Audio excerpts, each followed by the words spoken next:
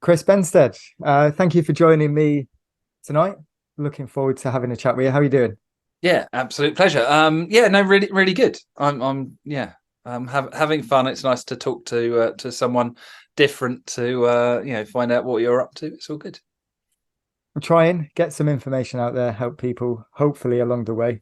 Um, but we'll get straight into it with the theory test. It's something that I struggle with my students, and I know that you're the expert in the industry for theory test. Hate that word. Yes. How have you ended up doing this? What's made you pursue this? Um, as an industry, we're crap at it. That's where I started from, because that annoys me when there's something that is clearly wrong and it doesn't change.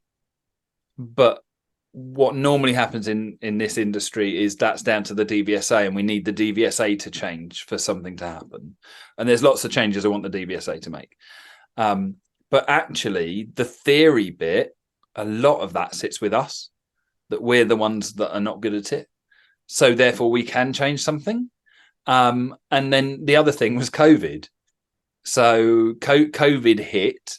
I ended up in a voluntary role of, I was working 16-hour days during COVID, working with driving instructors, supporting them, telling them it'd be all right, answering the phone for worries and concerns, and but at the beginning of it, I was so lucky that my car lease came to an end, and it went back. Admittedly, it went back without a catalytic converter because someone had stolen it. They jacked it up and cut it off. So and trying to get insurance sorted and a car repaired during lockdown was horrific. But I can my imagine. car lease came to an end, and I decided I wanted to be a driving instructor without a car because it seemed like fun. Was you aware of the issues around the theory test before this all happened? And was it something you was conscious of and looking to improve before COVID kind of forced your hand? So I thought I was really good. I thought I would. So my average pupil would have at least one theory session with me. I provided Theory Test Pro, because not to assume, for those that don't know Theory Test Pro, as an instructor, I pay for it, so they get a free product. So hopefully they'll use it. What it actually means is they ignore the fact you're giving it to them, and they go and buy what they think or what their friends used, or But I was providing a product, brilliant, and it means that I can see line by line what they're getting right and wrong. So I could sit there and help. So they got it wrong. I could look back and I go, right, let's work on that question. So I thought I was doing a really good job. I'd take a pupil, we go on a 2-hour driving lesson, drive for half an hour to somewhere with Wi-Fi, do a theory session, and then drive back again. Or I'd go around to someone's house and we'd sit and do an hour's theory. What I was doing was revision. I wasn't teaching. We were finding a problem, and then I might teach a bit. So I wasn't totally there, but it was revision based. It was based on those questions on Theory Test Pro. But I felt like I was doing more than a lot of instructors, because a lot of instructors said, "Oh, I don't do theory at all," and I was doing my best at that point with the knowledge that I had. Now, looking back, I wasn't even scraping the top of the iceberg. It wasn't there. What I've understood now is that it's not actually knowledge that's the issue in most cases. It's understanding, and the errors are we revise what we haven't learned yet, and that starts with a part one. So we're taught that that's how you do it. Go and revise what you haven't learned yet, and then pass the test, and then we'll come and actually maybe start teaching you to be an instructor. So what do we do with our pupils? We go, yeah, no, it's easy. You just go and do the revision stuff. Just use the app. They fail at that. We go, just read the highway code. There's no understanding. And then we complain when 2 weeks later they don't remember any of it. So that annoyed me. It pushed my buttons. And that's what made me then go, I like doing stuff differently. I've always done quite well out of doing stuff differently. For me, I like it for me. I did a presentation a little while back about my background and things, and I'd had a session with a business coach, and I do business coaching as well outside of the industry and inside of the industry. But I had a business coach myself, had a session with them, and we touched on the fact that when I was at school, bit of a rough boys' school, as such, it was all right, but it was a boys' school. We did a Moresby test, which was a psychometric test to see what you should do in the future. I got florist. So you don't shout about that. I was put in the florist box. Now, I never wanted to be put in a box ever again after that. And looking at all the things I've done in life, I've avoided the boxes. And I'm now with my business coaching. I go to BNI, and if any instructors, or anyone watching or listening, has another business, I don't personally. I don't think it will work for me as a driving instructor because, there's a lot of investment in time and everything else, and we're kind of pay by the hour people, earn by the hour people. But for the business coaching, absolutely, it works for me. So if you've got a different business, 100% check out BNI. Get in touch with me because then I get the credit of you joining. It's great. But you need to be specific. They say specific is terrific. It's a thing. And that specific means I've got to be in a box. I've got to find something that I can say, this is my box. So I'm aiming at a box of people that are outside the box and working with lots of neurodiverse people, which is what I do with the theory as well. But yeah, I don't like boxes at all. I think part of that is probably, Freud would say it's because I'm going to end up in one day. So I'm trying to avoid that, but I just don't like the labels. So I like kind of going, well, why have we got to do it that way? Why can't we think more outside of that and do things there? So it suits me from that perspective, and I can be really good at it inside of the broad scheme of things, because there's not that many people to compare me with at the moment. So, if anyone wants to bring me down a peg or two, start doing some really good theory training and bring it on. There's a massive niche. I can imagine there's so many learners that are struggling. I mean, I have a few that I'll be sending your way until I know what I'm doing with it. But before we continue with the theory, I'm interested to find how it's evolved to what you're doing now. BNI, what's that? So BNI is Business Network International. It is the largest organization of its type in the world. I say this at a meeting every week, so I'm hoping it doesn't sound too scripted. Because as some people would expect, they're called chapters, the groups. So it's a new chapter, and they needed a president and someone to stand and do the presentation every week. So yeah. That would be me then. But it's kind of what I do as a job. So I enjoy it. It's fun. And I don't have to talk to the individuals quite so much. So I get to talk to the room, and I don't like people. So it's a networking organization, and it's referrals based. It's about generating business for other businesses. And it's based on givers gain, which is if I get you business and we get on well, you're likely to look for business for me. So we'll listen out for stuff. And this is how I'm working with the theory is I've got a network of 10,000 driving instructors. If each one of them sends me one pupil every year, I'm going to, be out of a relationship because she'll kick me out the house and I won't ever be home. So yeah, no, I can be successful by default that way. And that's what referrals work on.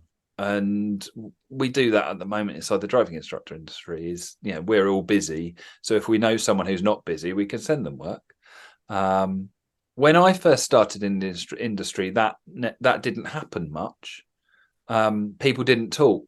There wasn't this connectivity and things. So I think we're more like that now, but it's about joining people together who are like-minded. So the reason I joined BNI was my business partner in the driving school, Ian Brett. He's become a mortgage advisor during lockdown. Qualified as a mortgage advisor, specializing in helping driving instructors. If anyone's looking, I've got a remortgage coming up in about 6 to 12 months, I think. So maybe I'll reach out. Speak to him now would be his advice, because things are dipping. You can get, things held in place. He's, I hate saying it, because anyone who knows us knows we've got a bit of a, we sort of bounce off each other a bit. There's a bit of a comedy duo thing going on sometimes. He's actually really good at it. I was surprised when he said he was going to do it. I was like, "You what?" But no, he's really good. He gets it, and he's getting a hell of a reputation for solving the problems that other people can't. Which I think that's where driving instructors struggle with mortgages, the self-employed thing. So yeah, no, check him out. Absolutely. You can find him through the DITC website. It's the easiest place to send people. But absolutely. And I think DITC members get get benefits, but I don't know what they are. So he was going along because it's what mortgage people do. They join a BNI, work with other businesses, estate agents, and property developers and things. And the other thing about BNI was invite people, take visitors along. So he went, "I need a visitor. Can you come?" And at the time I was doing video logos. I like spinning lots of plates.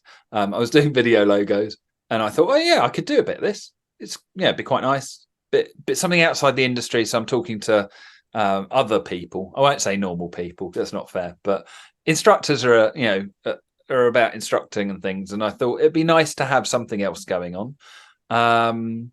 Rapidly realized that actually my business coaching that I've done for a decade in the industry, working with instructors, developing driving schools, or helping people go from large national companies to being independent, and doing things like that.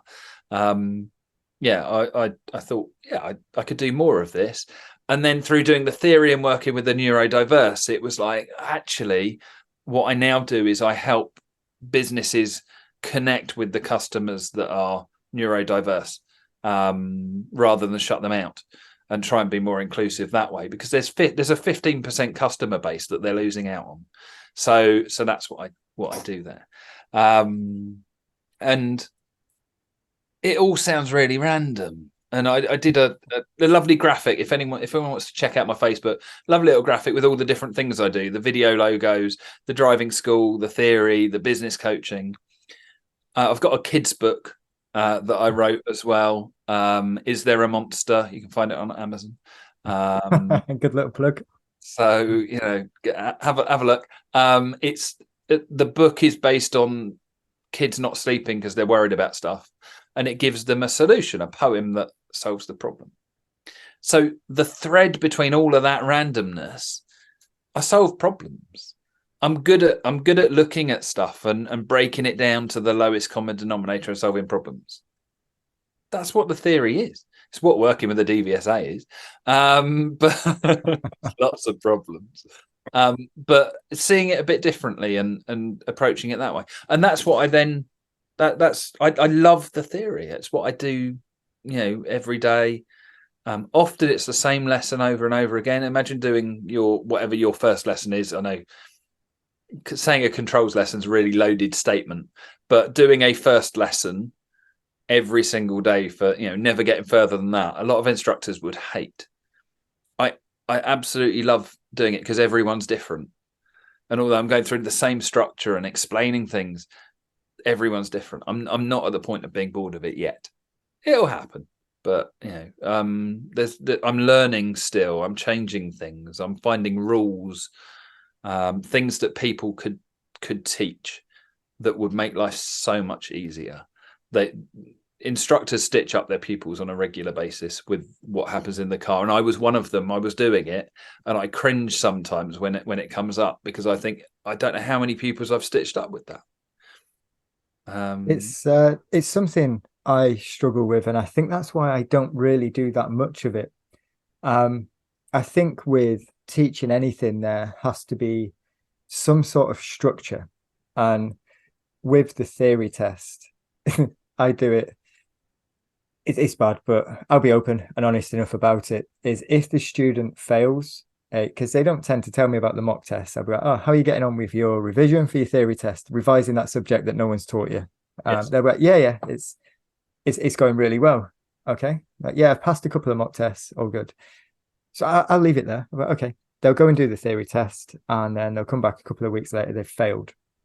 So I'll ask them what areas they failed on, what they was weaker with, and then I'll try to do a little bit on those areas to try Yep. and bring them up or understand where they've gone wrong. Which almost gives me a little bit of a foundation to work with for that 10, 15 minutes of the lesson.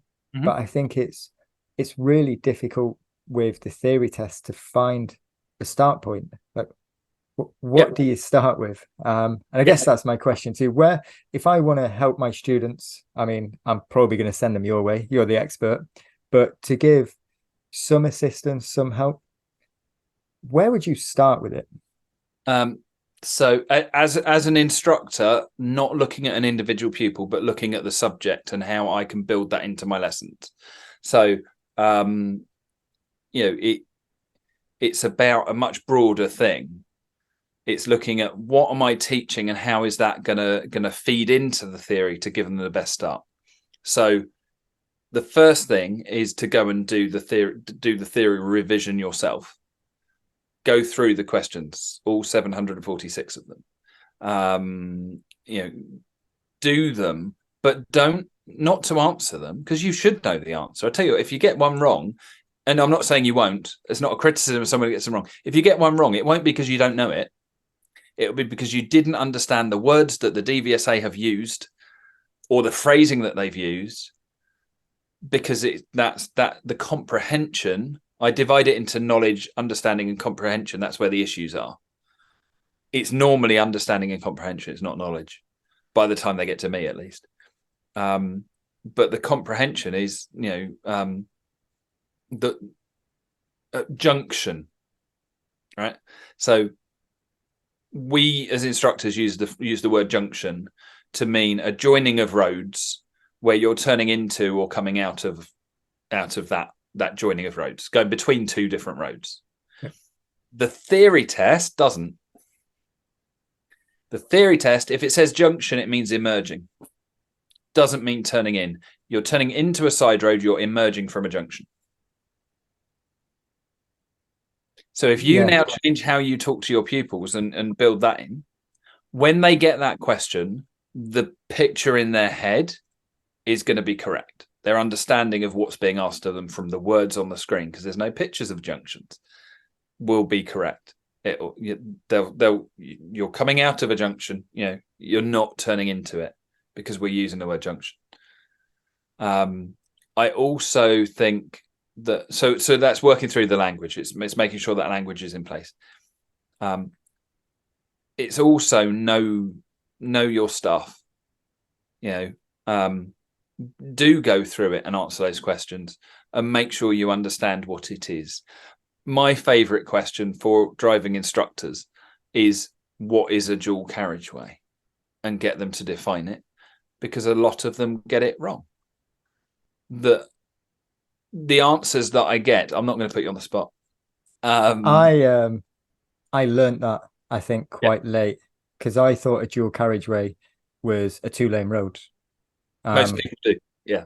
And it took me, I can't remember where or how I got it. I don't know, but I'm fairly certain I wasn't aware of it until I was on the process to being a driving instructor. Can't remember where I get it from, because it's the separation between the two carriageways. Yeah, there doesn't have to be two lanes on either side. There could be one on either side. There could be 6 on either side. Locally, A2 near Blue Water, there's 4 lanes. There's 4-lane dual carriageway. Then if you go to, and you can check it out on Google, which is why I'm naming it. If you go to Hayes in Bromley and look at the high street, shops down either side, not pedestrianised, but heavy pedestrian area with a barrier in the middle. It's a dual carriageway. It's got a sign at the end that says dual carriageway. So when we say to pupils, we're going to go on the dual carriageway next, what do you want to be working towards? Oh, I want to go fast. I want to go out on that dual carriageway. what we mean is high-speed road, not dual carriageway, because the picture's wrong otherwise. So if we can be more specific, and as lots of people in the industry will tell you, I'm a pedant when it comes to words, because I'm always the one that goes, right, before we discuss that thing, let's define what we mean by it, so we're on the same page. DVSA did it the other day, talking to them about commentary, and DVSA are not calling it commentary anymore.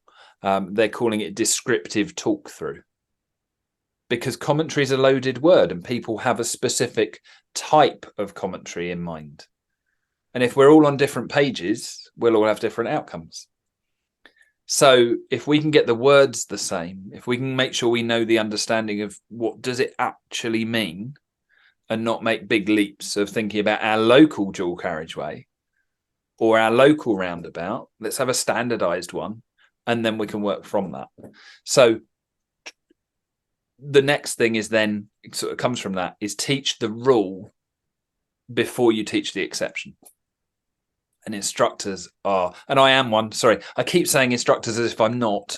I keep telling people I am. I've still got the badge. And also, I still teach. All these people that say I've given up teaching, no, I'm still teaching. I'm just doing it on Zoom.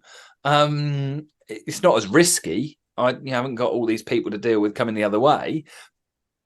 It's still challenging. The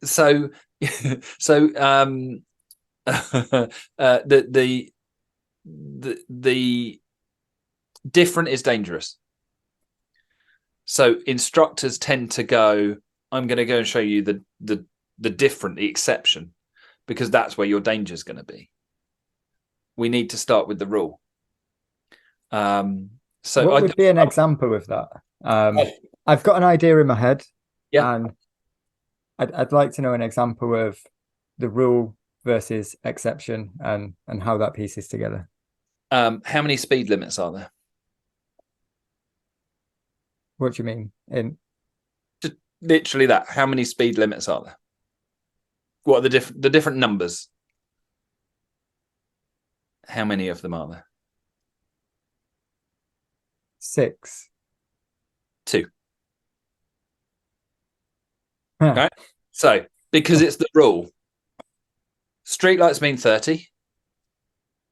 No streetlights mean 60. So 30-60 is the rule. So we'll start there. Okay. After that, if there's a barrier in the middle of a national speed limit road, sorry, I missed a nice little point. National speed limit, no streetlights, both have the same initials, NSL. I was going to write that down then, but we're recording this, so I'm going to claim that one as mine. I love that. I just little things like that. These are the bits that I kind of find that help people remember stuff. So streetlights 30, NSL, no streetlights, national speed limit. I just love that. So if there's a barrier in the middle on a national speed limit, then it goes up by 10 to 70. Anything else will have repeater signs running along it. 20s, bit of an exception, but they should have traffic calming. But there's a difference between 20 zones. It gets a little bit grey with 20s. But actually, if we think about it, 20s are about going slower.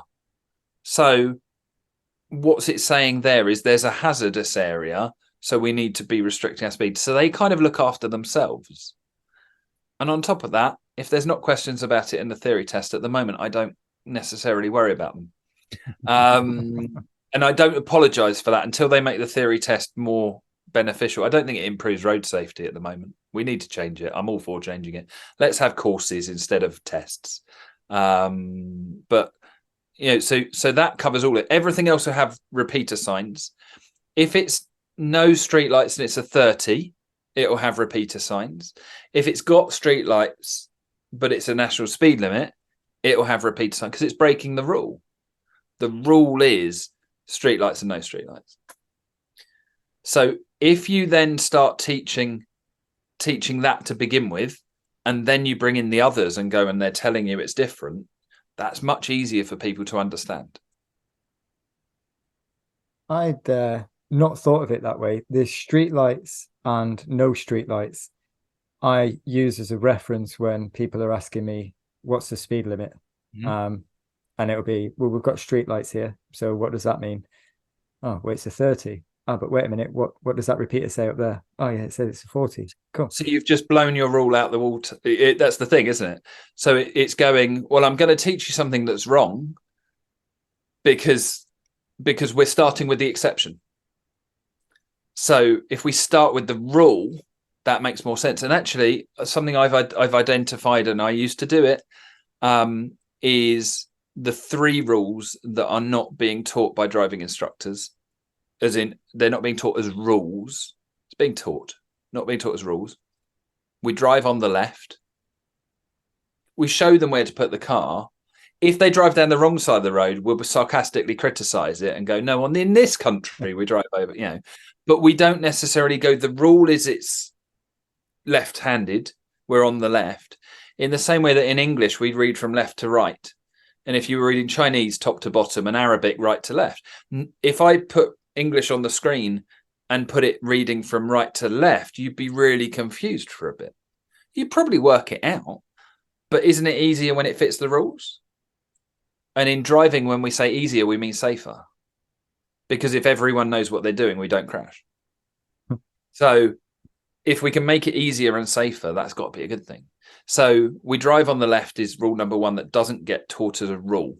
And out of all of my theory pupils that I've had, not one of them has been taught it as a rule. That's going to start changing because I'm working with the same instructors that are referring people again and again. So, they're hearing this and they're starting to change. But initially, nobody was being taught that. The second one is we overtake on the right. So when they get questions about overtaking, we need that rule in place because then it's easy. It makes sense. Therefore, they're going to be safer.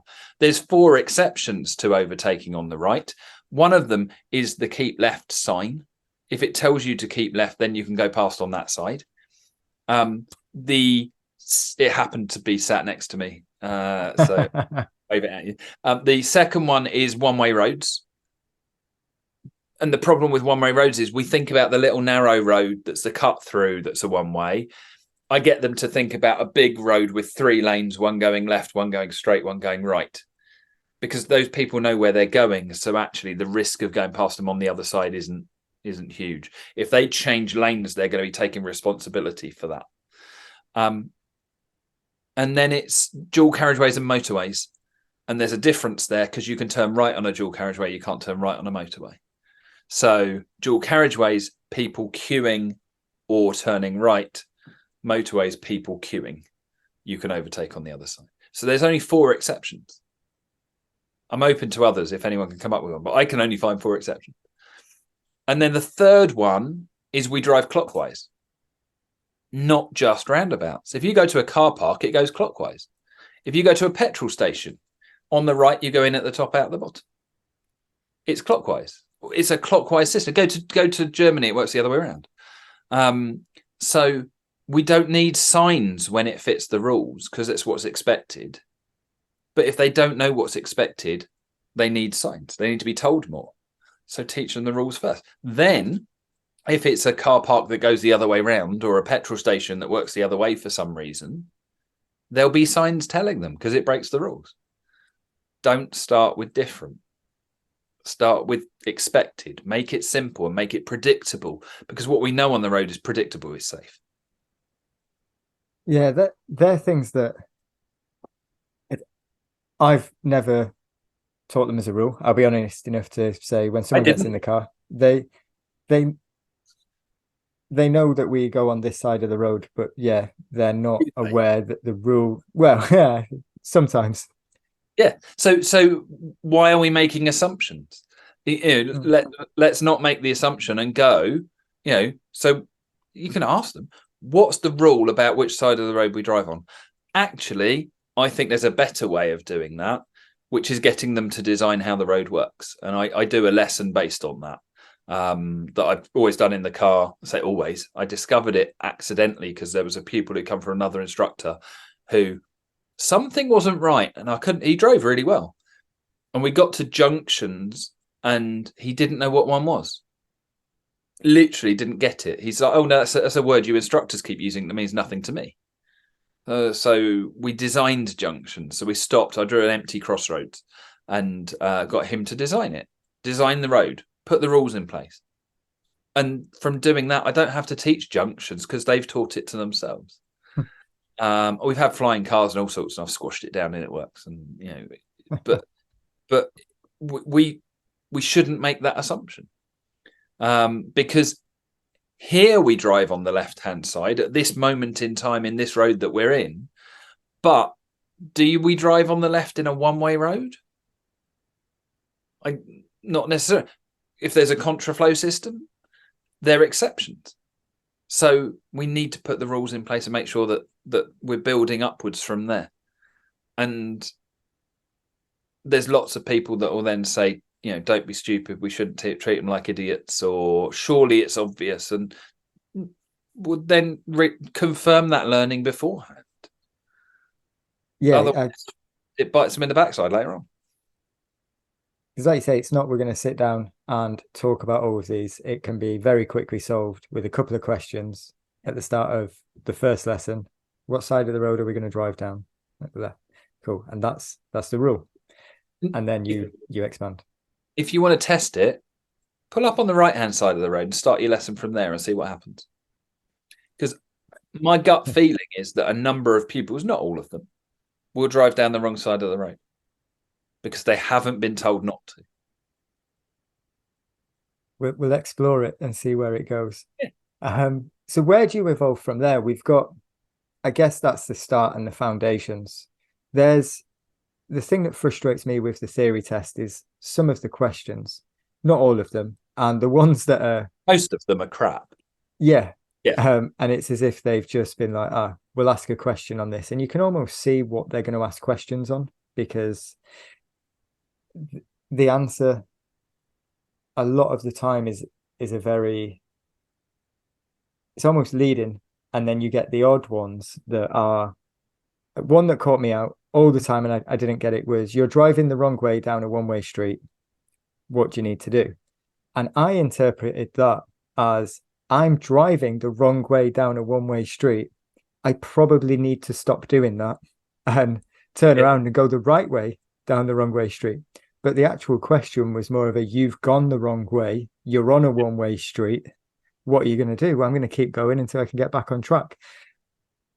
But the wording of the question, if you don't take a minute, you're going to be like, well, I'm on a one-way street. I'm going the wrong way.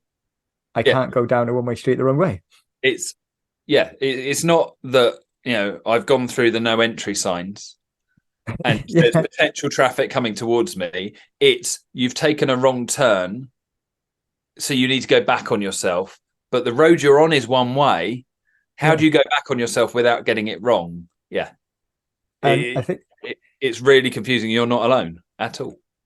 And I can imagine if people have never really, like with mine, they just do mock tests, get given a highway code, away you go, which is bad on my part, and I want to improve.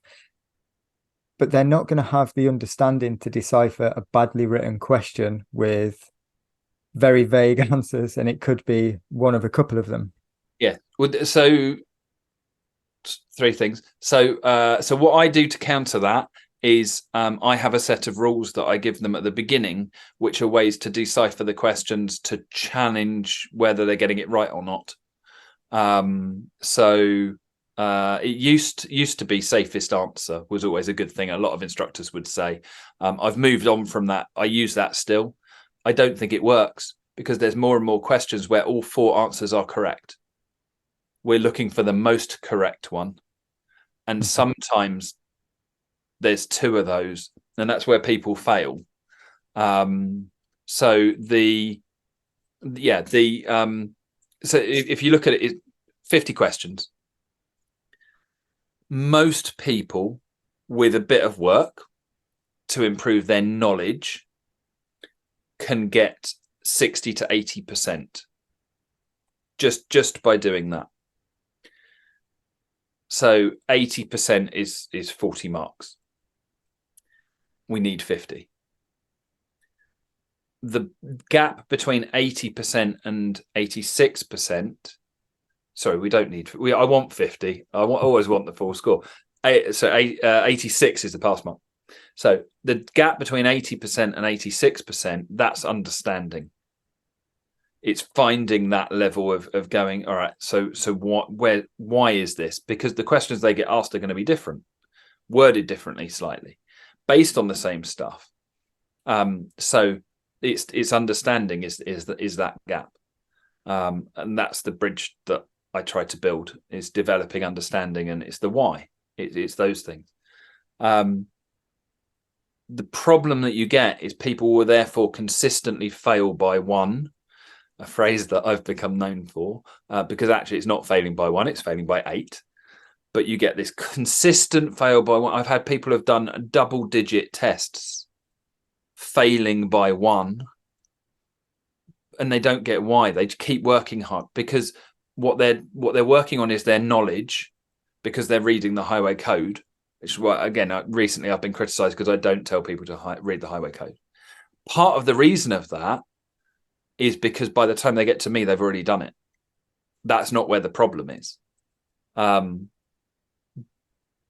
not saying you shouldn't read the highway code. I'm saying it's not the solution to the problem. So, I like the fact you give out the highway code. What do you provide an app or source of revision questions, whatever it might be? No, I ask them. Most of my students, a bit like you said with your Theory Test Pro, most of my students, when I'm at what you're doing about your theory test, I've got a few of the apps. So I tend to be like, yeah, okay, do whatever. And that's the other thing I would change. So some of the apps are rubbish. They don't have AI built into them. So they just keep asking random questions. My best way to explain this, you've got a bucket and you've got all the questions in it. If you pull out a question, answer it, you get it right, you put it in a different bucket. If you get it wrong, you put it back in the bucket and you'll do it again. You'll go through all those questions in the bucket, eventually getting them all right. You've seen all the questions, you've done all the questions, and you've at least once got them right. That's the AI that's built in. AI, to be honest, on modern standards, it's not. It's just a bit of an algorithm. But if you get people to do mock test, or if they're using a poor quality app, they get that question right, it goes back in the bucket. They get the question wrong, it goes back in the bucket. You might get the same question 1,000 times, and some of the questions never.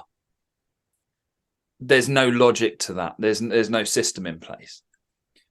So using poor quality apps doesn't help. And doing mock test, even on the good apps, if you do mock test, it's a random set of questions. It's not an intelligent set of questions. So don't let them do mock tests, and use a decent app. My preference is Theory Test Pro because I can see their answers and things. Driving Test Success, do one as well. Driving Test Success Anytime has got that same kind of feature. It's a similar kind of product. And there's some now APIs where you can plug into through the likes of My Drive Time, the student management systems, that you can then access data from different apps and things. Different people teaming up with different ones. I don't follow them all because I don't use them all. But there's other options there. The other one that's really good, if you're not interested in seeing what they're getting right and wrong, and offering that support, and say, I'm here, I'm not going to turn the work away, send them to me. I start with a free assessment. I put them onto Theory Test Pro, and I say do a mock test, because that one time is okay, and then I give them some feedback, and that bit's free. And that can often be enough. Fine. But the other one that's worth a look is the James May app, because dyslexic people particularly like it. There's something about it, something about the James May approach. There's some really good videos hidden in there. It's a hidden gem. I was part of the project, so I'm a bit passionate about it, because I think they could have done more with it. James May with a I've forgotten the word. with a diorama. Only James May could pull off a diorama of roads in front of him with toy cars explaining different situations based on the top 10 reasons people fail from the DVSA. I got the pleasure of sitting watching James record it for the day. Got paid for it during the whole COVID period, which was nice. But if you look really closely, the DITC are on one of the roundabouts as a little sign, and in one of the car parks as well, because I was part of designing the thing with a model railway company. It was awesome, and they put the company banner in there, which was just really cool. But no, they're a hidden gem because they're really good. The best explanation of a yellow box junction I have come across is from James explaining it with cars, and his debriefs on the hazard perception. And that's a hugely misunderstood area of the test.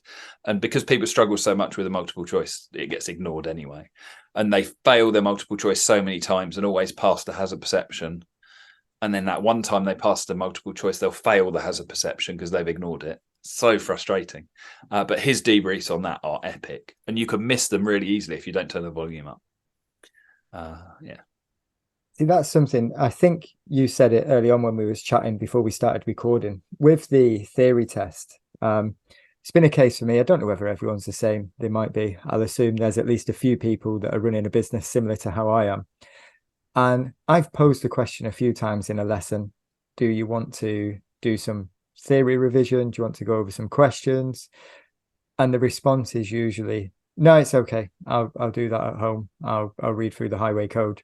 And what you said was interesting was you need to do it. If they're struggling or whatever's going on, you need to do it. You need to go through it with them. Which is interesting. Get to that point of struggling. Because what we do, so the instructor model, the learner model is revise what you haven't learned yet. The instructor model is I'll only help them once they start failing. Funny, we don't do that with the practical test. We don't say, I'll tell you what, we'll just roughly cover it. Won't look at your standard. We'll just take you to the test centre. You might be lucky. Parents take that. We criticise them. But it's what we do with the theory test with every single pupil that we don't support. So instead of doing that, do sit down and say, here's my top 10 questions that people struggle with. These are the ones that people struggle with. Let's just sit here and you go through them and see how you get on. If if you struggle with these, you might need more help with the other stuff. I know this bloke who does it on Zoom, and send them to me. And if you refer to me as an instructor, make sure that they're giving me your name, because they will save £5 on every hour of the theory, because I appreciate people referring me. So I've got a text message. Get in touch. You can have it, and it's great. It does the job for you. You haven't got to worry about it. But don't just point them in my direction because I've charged them my full price, because they'll appear as a random stranger. Make sure they benefit from the fact that you are an in-touch instructor who is trying to support them. Because I accept it's not everybody's bag doing the theory. I get that. I love it. It's great. But why are we letting them fail before we help? It doesn't make sense. And if you say to any teenager, and I appreciate we don't just teach teenagers, but you know what, the older ones ask for help more, especially the ones from other countries that know that there's potentially a difference. They want training, and it's not available to them, or hasn't been previously.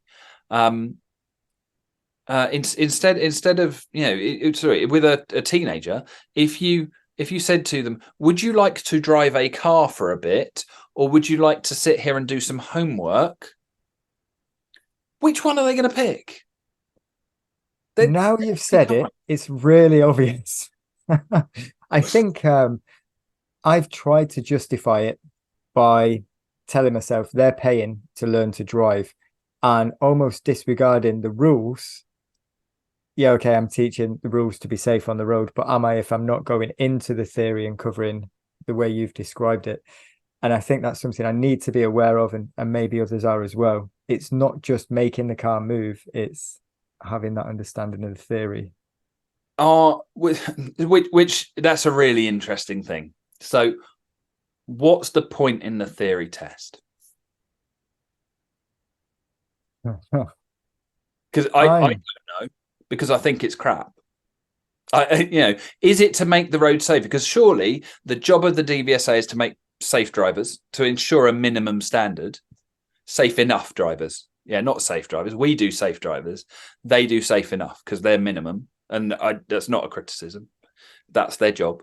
The minimum standards agency, they set that barrier and they keep to it. So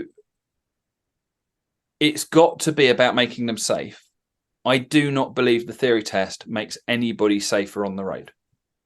It puts in a barrier that means that they've got to prove a level of, potentially a level of intelligence.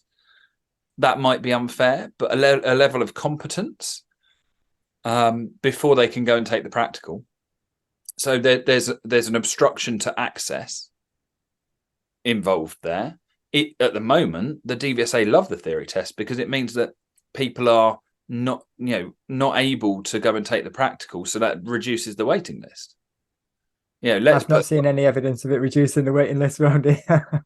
No, but that's a different situation. That's because the waiting list that we see, the DVSA claim, is 6 months long because that's when they're letting things out. But we know they're queuing off around the corner and down the road. And I had a meeting with the DVSA the other day and said, how long is the actual waiting list? Well, it's not really 6 months. They're just the ones being released. But when we release the overtime during the week, that's sooner. And no. How many people aren't getting tests? Not how many people have got tests booked. The Daily Mail did an article. Francis from Driving School TV put a video out about it. And I sent a message on there. He thought was me criticizing him, and it wasn't. It was saying that there were 512,000 people in the queue for driving tests. They're the people who've booked. They're the tests that are available and out there and are booked, not the people who can't get one. So at the moment, the theory test, and a good reason for not reissuing or extending theory test certificates, irrelevant of whether it was in legislation or not, is that if we make it easy, there's a bigger queue for the practical. So it's a really useful hurdle. Therefore, let's make it a really useful hurdle that actually benefits the drivers and makes them safer on the road. Let's make it so we can do classroom sessions, which, for example, because we're the only two here, you don't like doing theory. I do like doing theory. I'll do the classroom sessions. You do the on-road stuff. That works well for me. I'll happily do that. So we can run courses. We can, we can actually educate them. And maybe we can touch on some of those psychological aspects of driving, about making good choices, about peer pressure or social norms. They're not in the theory. We haven't got anything decent in there about car seats. And if you look at any of the Scandinavian models of car seats, they're all rear facing because they're 75% safer in the event of a crash. Trying to get a rear facing car seat in the UK, really difficult. And if you go in to buy one in a car seat shop, they'll ask you which colour you would like before they ask you how safe you want the seat. Because that's our attitude towards car seats. Does it match the colour of the car? Yeah. So let's build that into the theory. Let's talk about actual evidenced stuff. Let's talk about the things that matter. In the theory test at the moment, how do you top up a battery? Why? Etching your VIN number or number plate or reference number onto the windows, like everybody used to do in the 80s and 90s. You can still get the kit from Halfords, so they're not totally out of date. Don't know anyone that's done it, except for one of my pupils who went to do it because she wanted to understand what it was. 25 quid, I think it is. And they're still available, but no one does it. Or becoming, what would you do if a car was a member of a vehicle watch scheme, of which, to the best of my knowledge, and I've done some homework, there are none in the UK anymore. They're all defunct. Is there any appetite to change it? Have you been in conversations with them? What's the consensus? You mean from the DVSA? Yeah. So from the DVSA, talking about the L test, Yeah. this is always the case in my experience with the DVSA. Individuals are awesome. I know some really great people at the DVSA. Individually, they would love to. They see the problem, they want to change. The DVSA machine, the dinosaur, which has been designed to be at arm's length from the government, to be autonomous but not have any power, because it just ticks over. Therefore, it can't change when things like COVID happen, which is what we saw. And you know, again, not a criticism of the individuals, a criticism of the system. It's fine until change is needed. Will it happen? No, because they need political will. They need something to happen there. What might happen, which may then lead to change, is they are seriously looking at the ADI qualification process. Now, if we change the part 1, maybe that change will filter down to the L test. So if something changes there, and my suggestion, I was in a meeting the other week, my suggestion is that we switch the part 1, part 2. Because the entry level qualification for becoming a driving instructor is having a driving license. So why are we testing them on stuff they don't know before testing them on the stuff that they do or should? Can I give that as an excuse why I failed my part 1 twice? Yeah, because it's crap, and I'm happy to have that as a tagline. The theory test is crap. That I don't teach crap. I compensate for it. It is the part 1. I do part 1 training as well as the L test, because it's a real issue. They're trying to test you on your road knowledge and the stuff that's on the L test, basically. And my advice is, if you're doing your part 1, well, firstly, get in touch and do my part 1 session, because it will set you up right. I'm not being salesy. I just genuinely, there's nothing else out there on the part 1. The books aren't available on anything except for paper book version. I expect you to read the whole blooming thing, and there's a number of them. Yep. People might do that more if it's the second test, because they've got skin in the game at that point. But do you want to invest 50 quid in books on something where most people will tell you just read the highway code? So, and I'm a driver, so I should know, but they're also testing you on teaching and on skills like that. And I was speaking to Graham Hooper yesterday. He's put this post on Facebook about the questions he got wrong. Graham's been doing this job a lot longer than me. A lot of respect for his knowledge and everything else. He got questions wrong. Now, the reason he got them wrong is the wording of the questions. I saw those posts. They were challenging. Yeah, they're not well written. He probably got more right than I would have. But now I've got an understanding of what they mean by those questions, and I've got a set of rules that help me work it out. So there's not a good way of teaching part 1, because we do trial and error approach, and people regularly will come to me after 6 attempts. What's it, 100 quid for the part 1? I can't remember, but I paid it twice, 3 times. Yeah, it's not cheap. 98, 99 quid, something like that. So it's not a cheap test to go and throw money away at, but we still go, we'll just go and revise what you haven't learned yet. And it's even worse, because you should know it. So actually, if you're doing badly, if you have to put your hand up and go, I'm struggling, that means you're not good at driving. And you want to become a driving instructor? How pathetic. We're not putting people in a good place. And a lot of people that come into the industry have not had good engagement with education. So they don't like learning. They don't like school, because they haven't had a good experience of that process coming through. So when we then go, and now you need to read these books, which are potentially a bit academic, more than they need to be, but it's also, the order's wrong, so it's not going to make sense to you, because you're not talking to someone about becoming an instructor yet. Because go and do the part 1 on your own, then come and we'll test your driving, and then we might start talking about learners and teaching and stuff.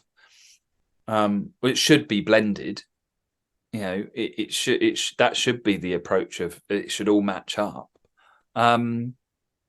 yeah, there's a huge issue with the system, but with the ADI qualification, there's potentially an appetite for change, and maybe we'll see something come from that. I won't hold my breath because I'll be blue before it changes. It's interesting that you've mentioned that. Like I say, I failed twice and passed third time. The first time, I'd done an L test, mock test. I've got a few other licenses. I've done a few different theory tests and done all right with them. Yeah. So the first one I didn't do too much. I passed a mock test. I was like, I'll go and give it a go. Failed by 1 mark, not by 7 or 8. It was 1 mark I failed by. Yeah. And then the second time I just put too much pressure on, second guessed myself. But I remember reading through all the books and highlighting things, and I can imagine a lot of people have no real interest in that as well, because they're not easy books to read. It's not an enjoyable read, and you're just going through stuff. And then the You got third time I did. nothing to base it on at that point. No, other than my 2 failed attempts was my foundations of, right, let's go and figure out what areas I need to work on, which, like you've said, now I'm looking back at it, it's backwards. It would make sense to do that maybe a little bit later when I've done some training. I understand a few teaching strategies that you're going to question me on my part 1 before I've even started any teacher training. And what also happens, which I think really shows the problems in the industry, is that your trainers who are focused on part 3, and the majority of the industry is still teach to test, so it's not teach to do the job, and that's partly because it's limited to 40 hours, and you can't teach someone to do the job in 40 hours. No one's being taught proper business skills at all. So we focus on the bit that's gonna be tested. They don't refer back to the stuff that was on the theory test. They don't go, oh, well, there was this question which was about learning by rote. And they don't refer back to that because they're so disconnected. Even the trainers aren't aware of what's on the part 1 because people go away and they do it on their own. So there's no joined up thinking. And it's not that different to the L test. It's the same as that same approach. It's just that at the end of it, it's not going to be a job in which they get theoretically tested or retested or kept on top of, assessed every 4 years. They get a license that they're going to keep for the next 50 plus, unchecked. Clearly that's not more important. And when people pass a theory test, it tends to get, most of it is going to be forgotten fairly quickly. I didn't really read another highway code until, I can't remember what license it was. Maybe it was my Cat C where I had to do another theory test. Maybe I might have read through it there. But again, there was no studying. It was, here you go, here's a mock test. When you've passed 3 mock tests in a row, you can go and do your real test, because I've done it through the military. Yeah. So it's now you've said it and we've had this conversation, it's a real odd way of dealing with it. And it's going to help me going forward with my students, even for just a base foundation. And then I can send them to you and hope that I've done something right in the process. Because I think it's going to take a little more than this conversation for me to be able to have structure, to be able to have a decent input with my students. It's going to take a little bit of time, a little bit of practice and understanding on my part. There's a couple of things that might help. I'm working on finding the bits of the theory. I'm going through from scratch. I've scrapped everything that I've done, and this is one of the problems that me moving forwards. I'm still learning. I'm still improving ways of doing it. I'm getting new rules, new ways of thinking, because my pupils are awesome. That amazing neurodiverse approach to things and how they explain things, and I'm like, yeah, I never saw it that way. And I think I'm quite good. I always say I've never been diagnosed with anything. It doesn't mean I haven't got it. So I'm quite good at that, think outside the box and take that view. But some of them are blowing me out the water, absolutely. And I love that because it really challenges things, but it means I have to start over so regularly. But I'm getting there, I'm going through it. I'm going to create a list of words for instructors to kind of think about what they're using in the car, get the definitions. The one that's coming up the most at the moment is so if you're on a lesson and you've got a bit of an idiot behind you who's tailgating, what advice do you give your pupil? I ask them what it says in the highway code. But what do you say to the pupil's worried? They're worrying about that car behind to the point at which they're likely to then do something silly. So I tend to have a conversation around what can we do, because my students tend to speed up. Right, I'm going to go faster. Yeah. But why? Because we need to increase the gap between us and the vehicle behind. I'm like, well, what are they going to do when you speed up? Well, they're going to speed up. So I bring it back. I might be wrong. You can quote me on this. You can correct me on it. So what I tend to tell them is, well, what's the safer option? Oh, we can slow down. What does that allow them to do? It allows them to overtake. I'm gonna put my neck on the line. I'm pretty sure the highway code states that if someone is tailgating, then you should increase the distance between you and the vehicle in front so that they can overtake when it's safe. Yes. So I have a conversation about it, and I also discuss what the dangers are. Well, what are the dangers of the tailgating? Well, if we have to brake, they're going to go into the back of us. So how do we make it safer? Well, if we slow down, when we do brake, we're going from a slower speed, which increases the chances that they'll see us slowing down. So I've gone around a little bit, but what answer was you looking for? No, I love that. That's not what most instructors say most of the time. Okay. Because what most instructors say most of the time is, don't worry, it's their problem, not ours. You just keep going, especially in the early days.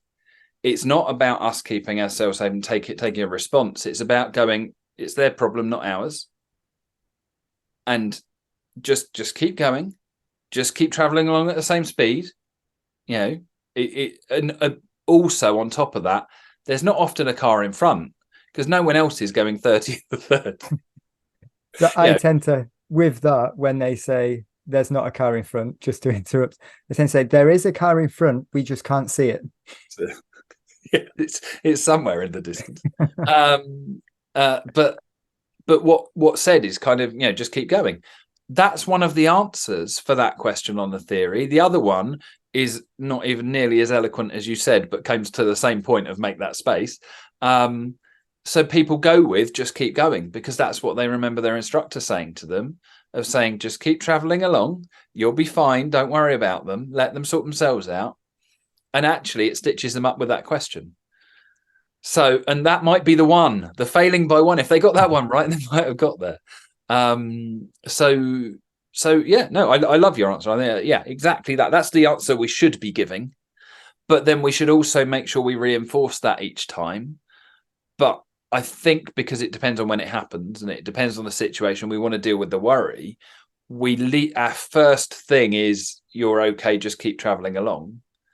Because actually, in the early days, the person's probably really close because they're not going 30 in the 30. They are a little bit slow, and we're used to it, and we don't worry about it because we know why. There's an L plate on the roof, and shouldn't they know? And everyone was a learner once, and but further down the line, yes, I think your answer comes out more. That's what I was about to say then. Was depending on the level of student, that if we're on the first few lessons and we're doing 20 and a 30 where we get somewhere, don't worry about them behind. I'll deal with them. But the students are taking the theory test within those first few lessons. They're not 20 to 30 hours in where you can have that conversation about, well, what are the risks? What can we do? Where you can hand the responsibility to the student. Mm-hmm. So I think it's being more aware, because when you've said about some instructors say, oh, just don't worry, I'll worry about them. It is something I'll say and then discuss it and what we should do. Why was they so close? Well, we was doing 20 and a 30. and try and learn from it. But it's something I'm going to be more cautious of going forward, especially in the early stages when they're on lesson 3 or 4 and they've got their theory test next week and they get that question come up. Well, my instructor said, don't worry about it, carry on going. Yeah, and I get it 100%, but I think sometimes we end up leading them in the wrong direction and they're surprised. And the problem is, if they lose faith in us, then we've got a problem. If we're not supporting with that theory and we're saying just read the highway code, but do you know what they have? Then what we're doing is we're making them feel that they're not capable. That is the problem. They are the problem. And with a lot of the pupils, their interpretation is wrong. Their logic is epic. They just get it on a level that we don't. It's just, as you said, with that one-way road. The second you've got that wrong picture in your head, it's not going to match with the dual carriageways, with a one-way road not being a 3-lane, which the DVSA then contradict themselves, because sometimes they want it to be this big road where we're talking about cars being able to overtake. And it's like, well, I can't overtake. I crash into the parked cars on either side and it's only this wide. And then they do another one about a one-way road where it is about going down. You realize you've turned the wrong way. What do? We'll stop and turn around and go. And actually, that's the right answer. That challenge is so big. And what I would like, because you never know, they might be listening, because they do listen. Let's share it with them anyway. I'll tag them in it. Yeah, absolutely. I want to be able to go through the questions with someone and point out where the stupidity is, because some of them are stupid, and point out where the confusion is, because some of them are confusing, and highlight where the gaps are, because some of them aren't there. They don't exist. The questions aren't in it. They've done some really good stuff, and I'm not beaten, because they're working, as always. The DVSA are working with what they've got, with the assumption that it's correct, but they need to improve it. And I was in a meeting the other day, and Louise Walsh quoted me while I was there, and she said about, you remember when the child got into the gorilla's enclosure? Yep. And the gorilla was protecting the child, but they ended up shooting the gorilla. Yep. And my point at the time was nobody considered shooting the child. Unless you fully consider all of the options, you haven't fully considered all the options. So the DVSA are going, we need a theory test, and this is what a theory test looks like. So we need to work inside of that. With the gorilla, if we're logical about it, they're an endangered species. The human wasn't. People said you should have tranquilized it. It wouldn't work. By the time you tranquilized the gorilla, they'd have pulled the arms off the kids, or whatever it was. It would have gone wrong. It was a lose-lose situation for the gorilla. But actually, if we logically think about it, there was another choice there. Now, am I saying we should have shot the kid? No. But it was never considered. So with the DVSA, should we just get rid of the theory test is a consideration, and we should be having that conversation. We shouldn't be going, this is where we're at, how do we take paces forwards, when actually, like their one-way road, maybe we're going in the wrong direction. How should we turn around and go the other way? Hazard perception shouldn't be hazard perception, it should be hazard prediction, because there's evidence that hazard prediction works. There is no evidence that hazard perception is a good thing. And the understanding of it is wrong with most people. And the DVSA video that explains it, that says don't click too much, is the reason most people fail it. Because you should be clicking 10 to 15 times through a video, because it won't kick you out. As long as those 10 to 15 clicks are connected to what's going on. I use the Jaws theme tune. So if you were watching Jaws and the fin came out of the water, and the gets a bit louder, and then the kid stands up and it's on his back, and the music drops down again, and then the next fin comes and it is the shark. If that music didn't match the action on the screen, it wouldn't make sense. If your clicks don't match the action on the screen, you're going to get kicked out. But if there's stuff happening and you're clicking for it, that's fine. The algorithm will know that. It will match. So we're looking for potential hazards, not actual hazards. And then we're looking for them as they develop.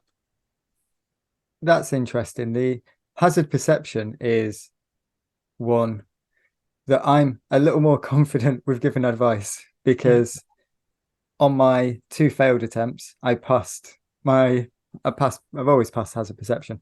Yep. Tending to use the 3 clicks.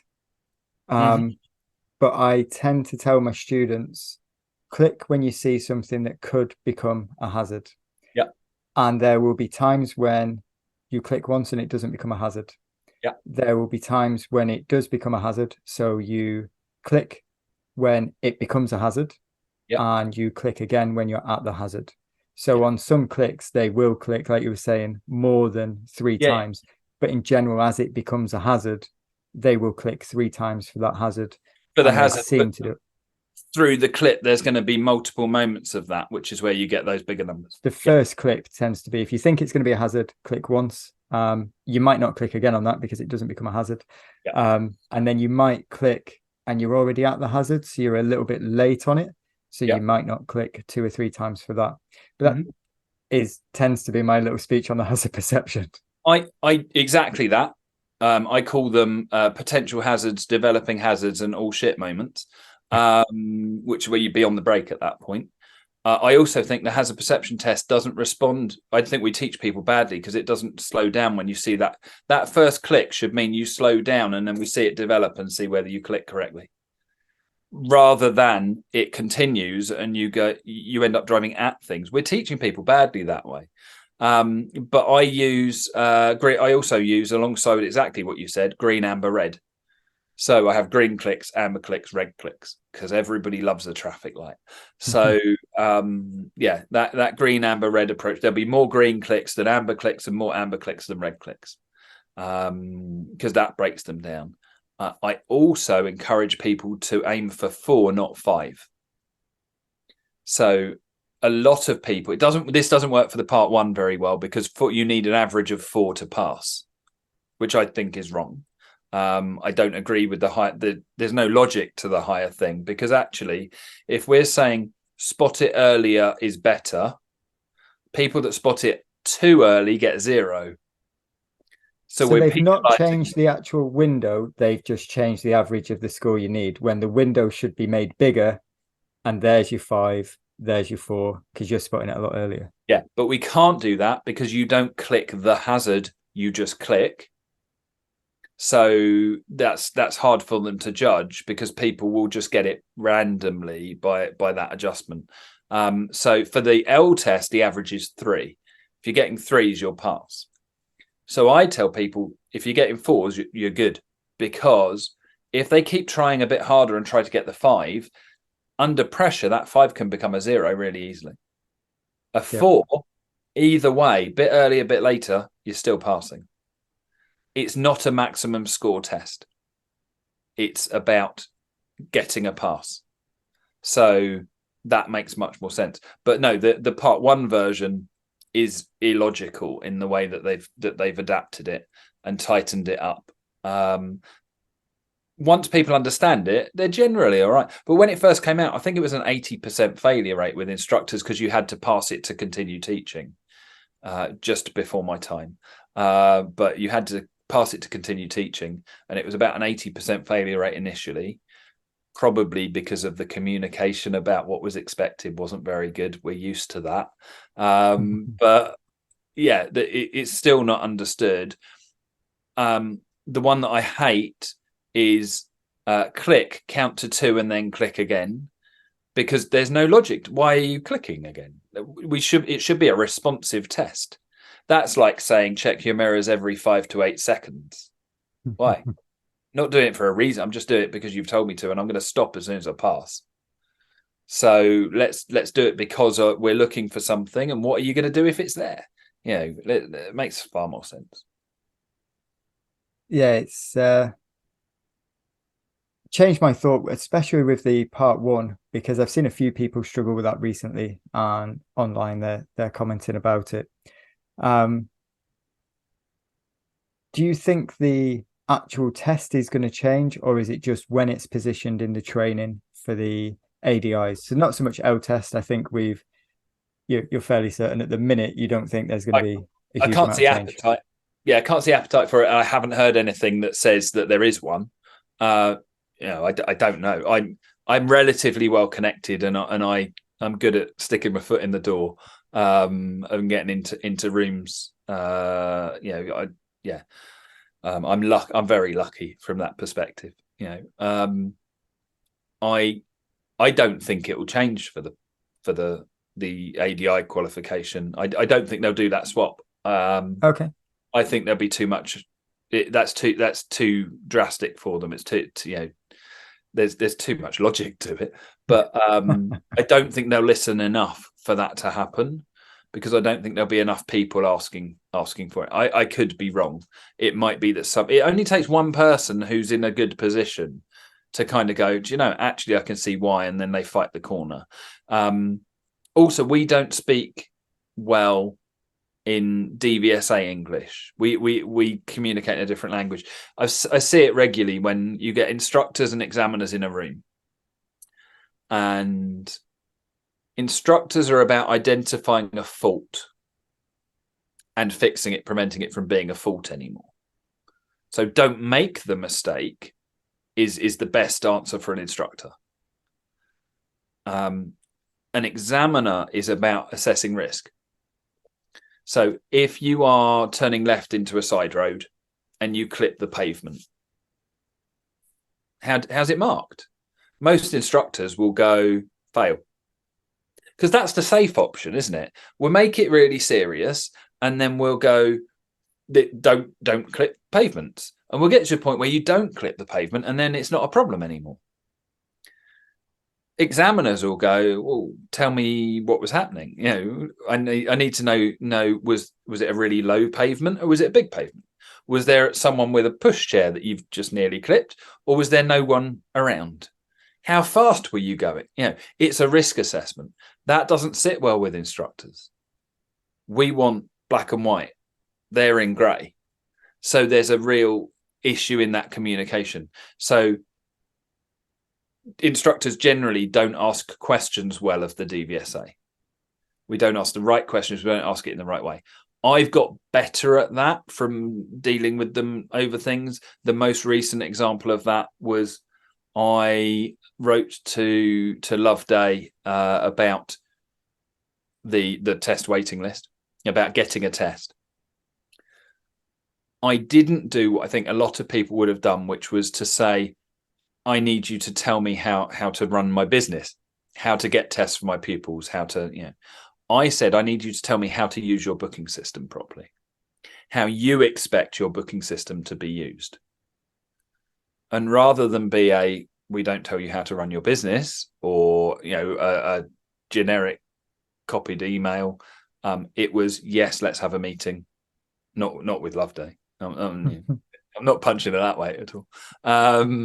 We've chatted a few times, but I feel for it. It's a thankless task, isn't it? I really do. When you're in lane 3 of the motorway and your car has broken down, and it's the car that's broken down, but you're getting the blame from everybody else because you're in the way. That I kind of feel that's where she's at. But we had a meeting with the head of the Southeast and had a really good chat about that and putting things to rights and just being able to raise some points. And we were saying, it's about how we ask that question. And when we're on different sides of the fence, unless the DVSA person has the ability to listen to ADI speak, or the ADI has the ability to speak in DVSA speak, we get this problem with communication. We see so regularly that, I've always said I'd love the job actually of they should have an devil's advocate. So they should have an ADI who's inside the camp at DVSA, and their job is to do that communication. I think But that then you'd just be outcasted in part of the DVSA. potentially, yeah. I'm already told I don't teach, so yeah. I'd expect it to be well paid. So yeah, it's worth it. yeah. Do we have there is associations that try and have that link though. Yes. Yeah. It's So, no, the reason I laugh, sorry, and it's totally unfair, is the very fact you're asking that question in the way that you're asking it shows you how successful that is. It's I don't know, for me personally, I think when there's a system in place, it's so difficult to change the system that we've just got to work within it. Like everyone hates the backlog of driving tests at the minute. But if we try and look at it logically, how would you change it? There's no way. Go. Yes. We didn't shoot the child. We didn't consider shooting the child. Going back to the gorilla analogy, I still believe, and I will keep saying this, that my solution, which was listened to or read by the DVSA because of the DITC, we sent a letter through which was responded to. It was responded to with a promise of a response that we never really got. But it was listened to and responded to, and we raised points that they did take on board. It contained the solution, as far as I'm concerned, which was to move the age of the driving test to 18. 17 for those in receipt of higher level disability allowance, or, the criteria that allows you to start at 16. Just in case anyone's listening who wants to pick that point up, but it should have been moved up by a year. The test taking, you could start to learn that year younger, as it is now at 17, but you couldn't take your test to 18. We wouldn't have a backlog. I looked at the figures. We wouldn't have started 500,000 tests behind. We'd have already caught up on ourselves and we'd be running through. Now, the strike action would have caused issue. All the usual things that are happening anyway would have caused it. But actually, we'd have got rid of that. And cherry on the cake, evidence shows that the roads would have been safer because of it, because people would have been learning for longer. And the evidence shows, and it's Sean Hellman from the TRL, Transport Research Laboratory, did a motor mouth webinar with him, and he's the country's expert on this. He agreed that just by pushing it to 18 will make them safer because they're older. Two factors: they may have learnt for longer, they might put it off, but they're older, and if you're older, you're safer. We would have made the roads safer, and we wouldn't have a backlog, but we didn't do it. It would have made sense with staying in education. Now they've increased that's come to 18, I think, has it now? So there's less demand, isn't there, on the being able to drive for all of those work reasons. You've still got apprenticeships and things. Yeah. There would be a little bit of inconvenience, but they can't get a test anyway. I was just about to say that they can't drive. It was a legislation issue, but we need to stop saying that. We need to be changing the model so that we can see that. Outside of that, because fine, I get it. That one's bolted. We're too far past it. We can't go back because actually making that change now won't help. We're in the hole. We should have taken action earlier. Please listen if you've got a standards check, but take the training earlier. Don't wait until the day before. Or the week before, whatever it is. But we need to act earlier. We haven't. What should we do now? We can't change the computer system because it was a lovely moment with Loveday in the Transport Commission, I think it was. They were talking to someone reporting back, said we are redesigning we are building a new booking system, and then she stopped herself halfway through and went, we are designing a new book. We're not building it yet. We're 2 steps ahead. It's going to take too long. It's, there's an issue there. There's lots of problems being caused by the fact that people can book tests as soon as they've done their theory before they've even got a driving instructor. So they're holding on to them, which is obstructing the people who've got an instructor from getting tests. That doesn't make sense. So let's get rid of the theory certificate number and use a driving instructor number. And you have to present a theory certificate as well at the test. Driving instructors, we sign them off by giving them a number, which is also us saying you're ready to book, not necessarily ready for test. I don't think the two need to be hand in hand. But if we used instructors more to say, right, you've got an instructor, so go for test, but you don't have to have an instructor. Why would we do that? And they don't trust us. I don't feel. I don't think there's that trust in us to do that. And do you know what? I know a lot of instructors that for 50 quid down the pub would probably try and cheat that system. And then you've got people sewing their PRN or whatever reference number to get a driving test for someone. Yeah. So, but just because that might happen and there's people that might try and cheat the system doesn't mean it's not a good move. Yeah. But so let's try and in some way restrict. I don't think we could do geographic restriction because people at university wouldn't be able to take tests.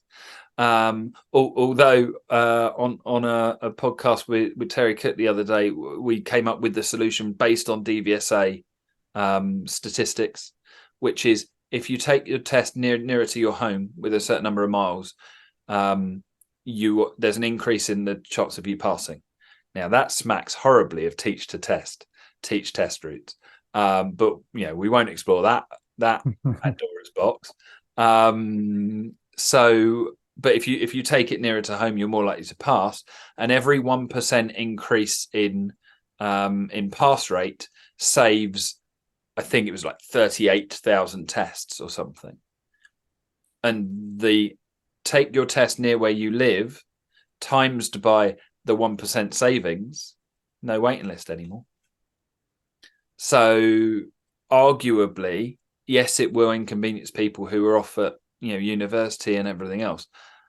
Arguably, that would solve the problem within a shortish space of time. Yes, it would inconvenience people, but people can't get driving tests at the minute anyway. We're already being inconvenienced. It's having an effect on my business now, where I've got students that I can't get a driving test. Can I drop to every other week, do a driving lesson? Yeah. And then you're trying to juggle, well, you can, but you're going to have to do it on this day when I've got another student that's doing every other week so that I've got a diary. And that's where maybe I'm part of the problem. Every student now, as soon as they pass their theory test, I'm like, you need to get a practical test booked. You're not going to get one this side of Christmas anymore. And by January, you're going to be ready. But they've got an instructor who's supporting that process. Yeah. That we've got to get that test because that's part of the process. It's the ones that are phoning. I'm sure you're the same. We get phone calls on a daily basis saying, I've got a test, but I've never had a lesson before. So they tested in 2 weeks. So potentially, yes. But they're hanging on to it. Now, what I keep telling them is you've got skin in the game. We can trade with you on that. You give us that test and we'll put you at the top of our waiting list. But when we get that pupil through, we need to fill the gap. There's an opportunity there. So they need to start using that resource that they've got differently as a it's black market trading, but not in a bad way. But using it as a currency because there's a benefit there. But most instructors, and I 100% get this, can't be bothered anymore. Don't want to be fighting to get tests, and it's stress. And again, this is what I discussed at the meeting that I had with the DVSA. Why are the tests released at 6 in the morning, making instructors get up at 6 in the morning to get those tests? Why can't it be 7 o'clock? The DVSA don't have to get up at 6 o'clock. It's automated. They're making us get up at 6 o'clock in the morning if we want to deal with that process. And that's stress. And what are the DVSA doing to support mental health for driving instructors? Because I am on a weekly basis dealing with instructors who are depressed, genuinely depressed, as in having mental health concerns. I have had multiple instructors this year crying on the phone, and it really concerns me. And we know what the suicide rate in men is. It's 3 times, I think, that of women. It's really important that we address that. And you can dismiss it. You can poo-poo it, say, well, you just got to get on with it and everything else. It's a genuine concern. It's a massive thing. And I don't think, even if it's just recognition, I don't think that we are being recognised for the work that we're doing, similar to that of the NHS during COVID. That front line that people were stood outside clapping for, and all of that, the pro NHS support. We are in a different way, and I don't think it's comparable, but there's a similarity to it. We are managing this crisis of trying to get availability. And fine, someone doesn't get to drive for another 3 years. They've got to live, work around it, and life goes on. It's not life threatening. People aren't dying because of it. Arguably, roads are getting safer because they're having to wait longer. And we know if they get older, there's a road safety argument for the waiting list. It's great. Our health as instructors is suffering just from answering the phones and saying no all the time, because we go into the job because we want to help people, and we're not able to. The stress of having to say to pupils, you're ready for your test, and we need to manage this, and not having as many lessons. We've got a local family who wants lessons for two kids, but they're going to go off to university. So we'll start now. They'll disappear end of September. And then when they come back in December, sorry, we can't keep that slot open. That's going to be filled 3 times over. How do we manage? It was hard enough in the real world pre-COVID. Now with this and the waiting list, that's a genuine threat to us, to our stress levels, to our health, to our businesses. And we haven't got the pension, we haven't got the sick pay, we haven't got all of those things. Instructors who still haven't put in place critical illness cover and sick pay, and so if you can't work, you get time paid for you because you've had to have time off because you've been signed off by the doctor. All those really important things we're not protected against.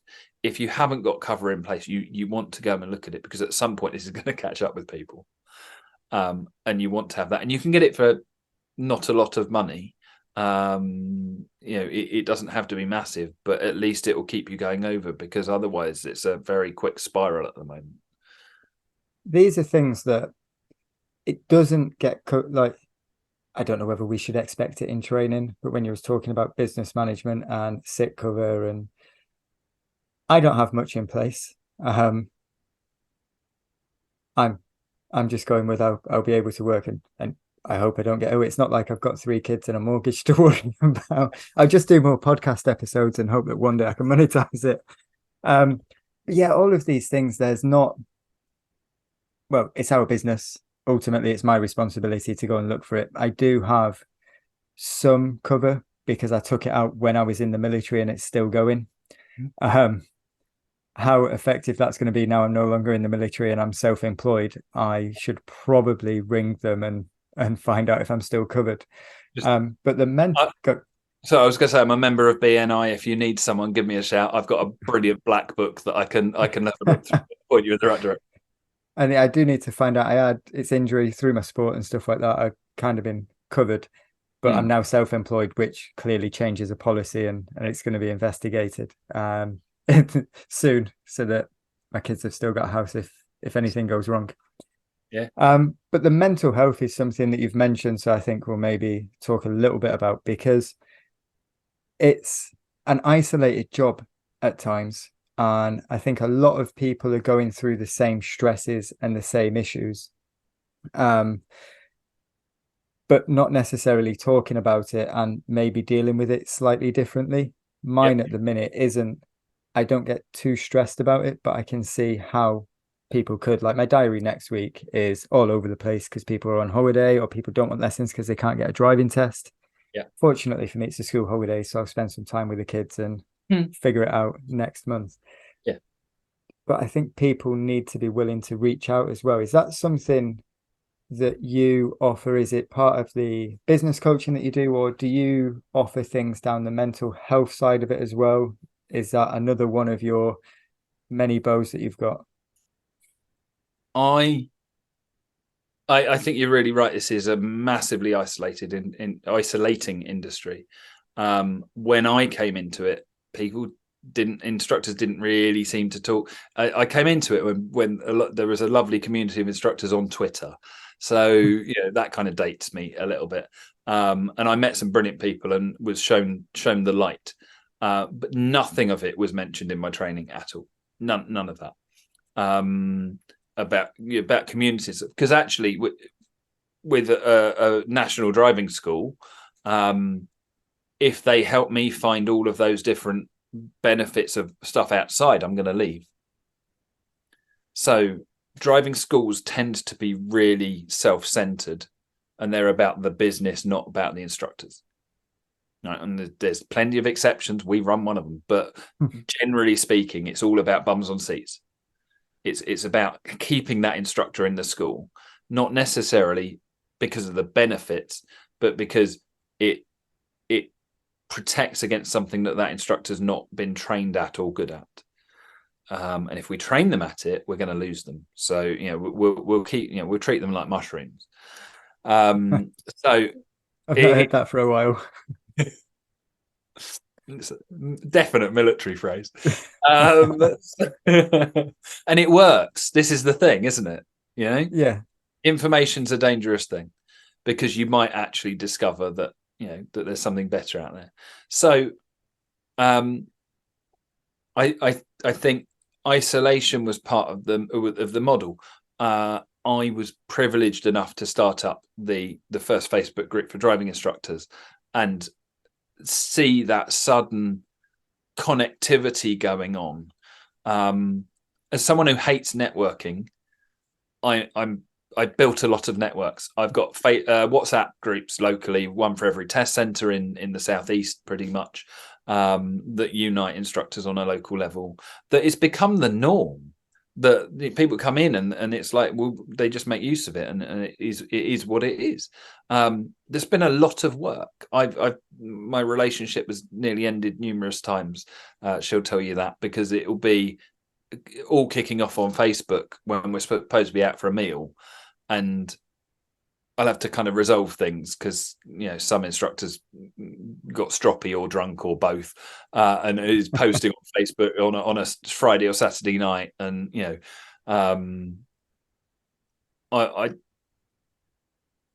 I've always been I've become an instructor is part of who I am on every level, to the point at which my family are involved in that, especially through the Big Learner Relay. Awesome. And I had the privilege of being involved in that, and that's involved my family in it, and so many people in the industry know my family and what's going on. My son was my eldest.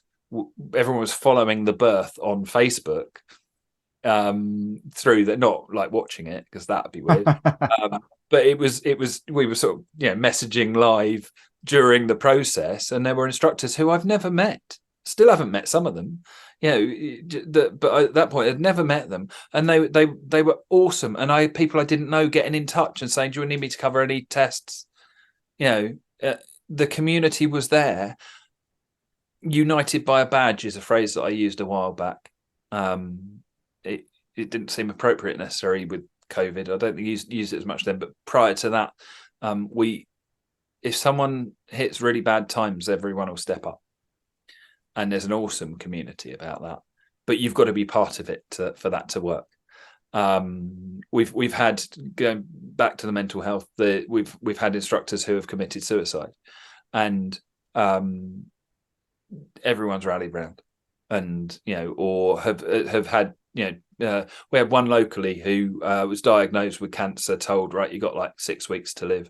He was going to be phoning around all of his pupils to make sure they were all sorted and they all had a home and everything else, because that's what instructors do, right?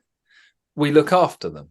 We take it really seriously, to a level, and that's different for everyone. And I have no resentment to the bums on seats instructors, which is they turn up, I teach them, they go. That's it. I don't want to know. Fine. But actually, the majority of the industry is not like that. They take it quite personally. They become like one of our kids while we're teaching them. When they stop paying us, I accept that. There's this weird moment. You move on to the next one. But so say we instantly messaged that instructor and said, "Don't be stupid. Give them to us. We'll sort them out." We reallocated them, found out where they need to go. You go and spend your time with your family because you've got 6 weeks left to live. And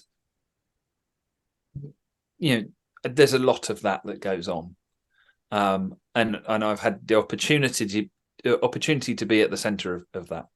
I've had it where I've had a rough time, so I lost my memory for 6 months.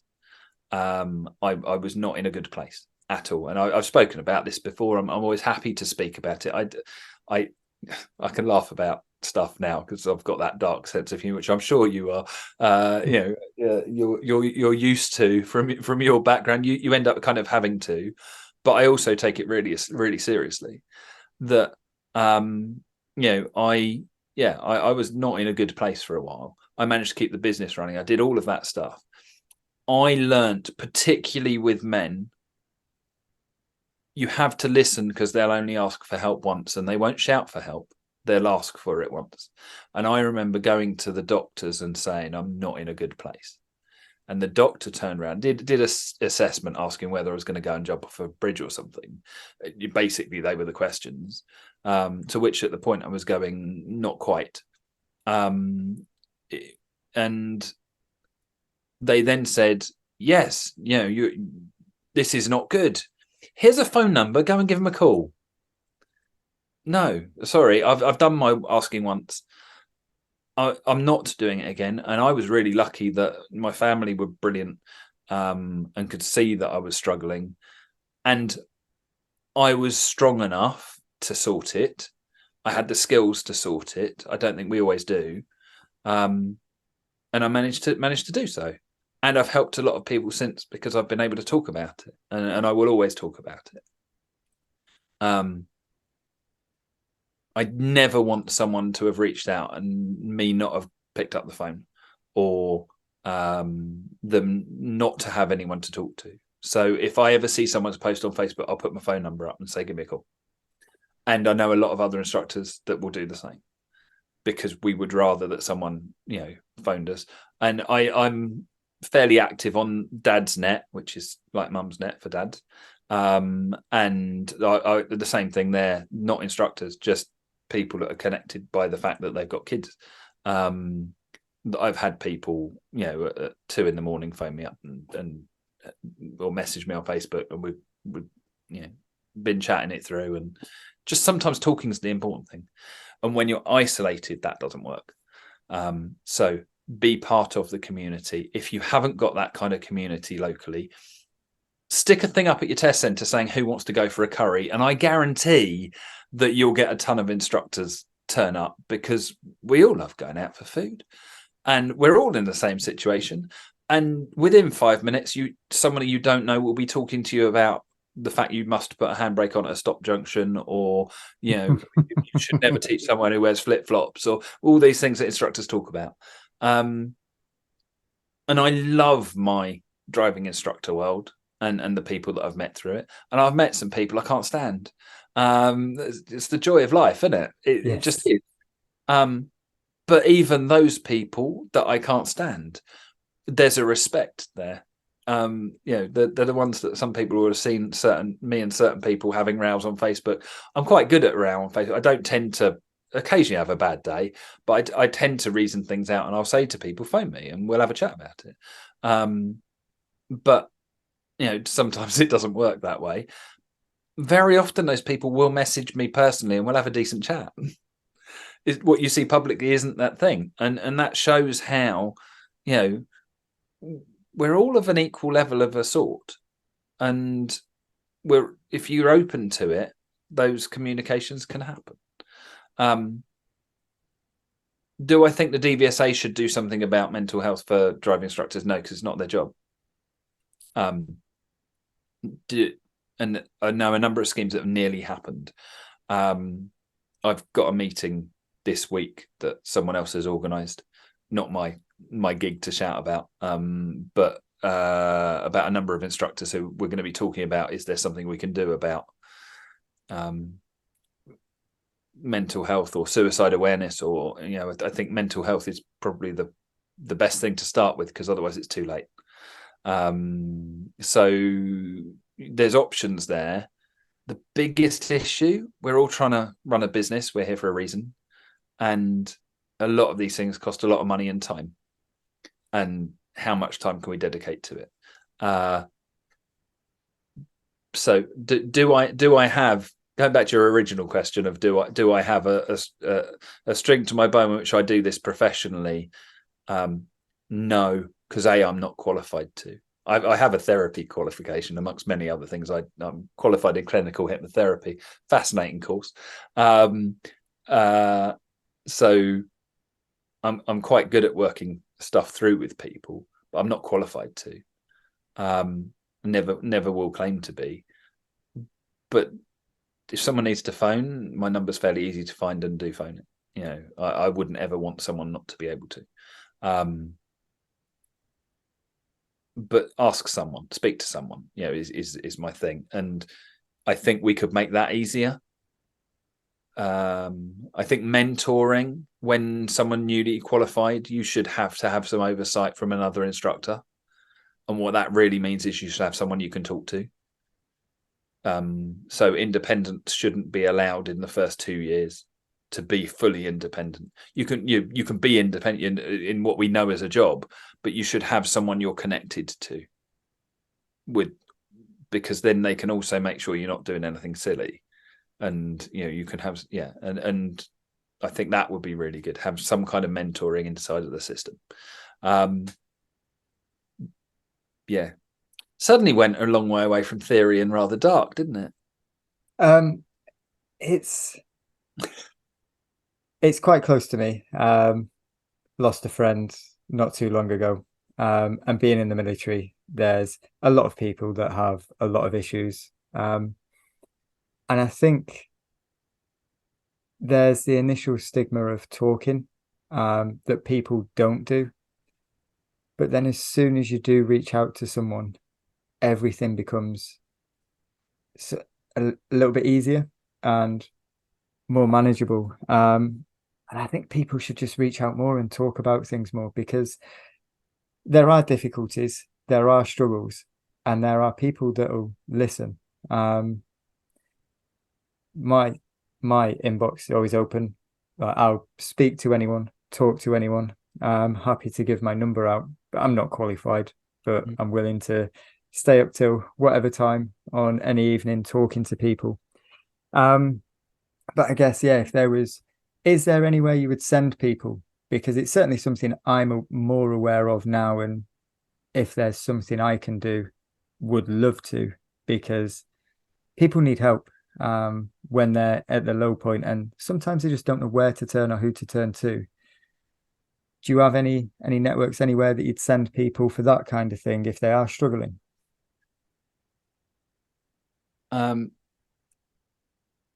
There's a charity called Calm that I've had a lot to do with over the years, who've got some brilliant stuff, and their marketing campaigns are just spot on.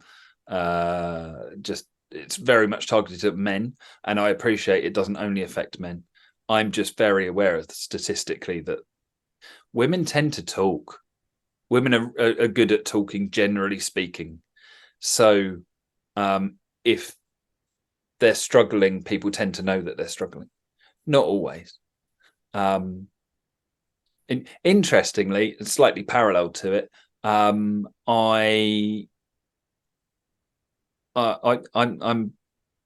not an expert, but I'm quite well informed about perimenopause, because I've I got seen this. a phone call from a couple of driving instructors, female driving instructors, who said, "I'm having a rough time at the moment. I've got these symptoms. Do you think it's this?" And I was like, at the time, I laugh. It's a bit like the people who said to me, "Oh, it's really weird driving in a skirt, isn't it?" Like I'm going to know. But actually, they kind of went, "Well, you're good at pointing people in the right direction. Is this something you've heard about?" Otherwise, I happen to have 2 people in a week. So I took on the challenge, and I'd learnt a bit, and I wrote an article which is available on the DITC website, and now in 2 days' time, I have someone who deals with body health and such doing a Zoom session about it for driving instructors, which we're going to organise. Who is one of my contacts through my BNI network, and I've been working with her, and we're sort of can benefit the industry that way, which is great. Give people some support. There was a bit of negativity attached to it. A few people were like, it's ridiculous. There were a few people that went, "You're not going to be there, are you?" I understand that, absolutely. Do you know what? Actually, I'm fairly confident I could have quite a good conversation because I've done my homework. I like to talk to people. I spoke to Terry, and I always steal his stuff. Terry Cook had done a podcast about perimenopause, so I got in touch with his guest. And now I'm acting like I'm the person who brought it to the industry's attention. So sorry. But yeah, it might have been there already. But no, it's nice to do those sorts of things to be able to help. So it's not, they're different. All of us have different challenges along the way. I think the important thing for me is to be able to talk. So it's that thing of, if you're trying to carry a weight, 2 of you makes it lighter by default. So do that. So find someone you can talk to, and if you haven't got someone, it'd be interesting to see what comes out of it. But we might have a list of instructors who are like, put my name on there, we can do it. You mentioned associations. The ADINJC had like a health and wellbeing phone line where you can phone and talk to someone, so that's a good one for instructors as well. Again, I don't think they're qualified. There is a qualification of mental health first aider, and I know a couple of people that were looking to try and bring that into the arena of driving test centres, of having one locally, but I don't think it went anywhere. That might be something we revisit. At the moment, I think if it's an instructor who's struggling, it's probably for instructor reasons.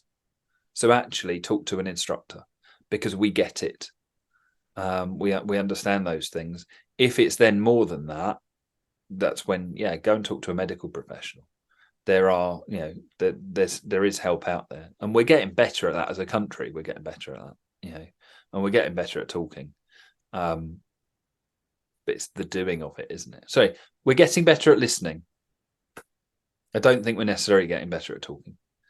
And I think we don't do people any favors because of the British sense of humor, that, if something's said, we kind of have to make a joke, and we don't know what's happening in someone's background. And, I lost my memory. I couldn't go to Tesco's and remember 3 things. I had a series of complex migraines that was connected to that, and I got on with it. I kept the business right. I didn't remember the pupil from the time before. I became a much better coach because I would turn up and say, "So what did we do last lesson?" And during that, things weren't good. But I managed to keep that going and keep the business going and things. But a lot of people wouldn't know what I was going through, because I don't share that. Pupils wouldn't know. Why would I tell them? We talk about stuff, and it's a weird relationship with pupils. I was say this to people who are coming into the industry, of going, what you think it's going to be isn't what it is. It's strange. Unless you've done it, you don't quite understand. But yeah, I just think people think that we see lots of people and talk to lots of people, but they're not people, they're pupils. It's different. And then you don't want to go home with it, because you're trying to keep that separate. And then on top of that, we're self-employed, so we can work the hours that we want. So yeah, it's easy to do that. No one quite gets it. So talk to an instructor, because they'll get it at least. We're always good for a cup of coffee. We don't do it enough. Get a cancelled this our WhatsApp group, and if you haven't got one locally to you, set one up and invite people to it and make it accessible, because then you can go, I've had a cancellation, I'm near the whatever coffee shop, go to the independents, not to the big multiples, because it's nice for local business.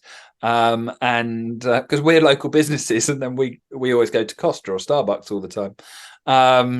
So I'm going to this coffee shop, who fancies it? And you'll find someone else who's got cancellation, and you can sit and have a chat. And you might decide you don't like them, and you never have to speak to them again. It's great, but it's worth a go. So that will help. Yeah, it's I think I was quite fortunate coming into the industry. I don't know if you saw episode 1 with Rick.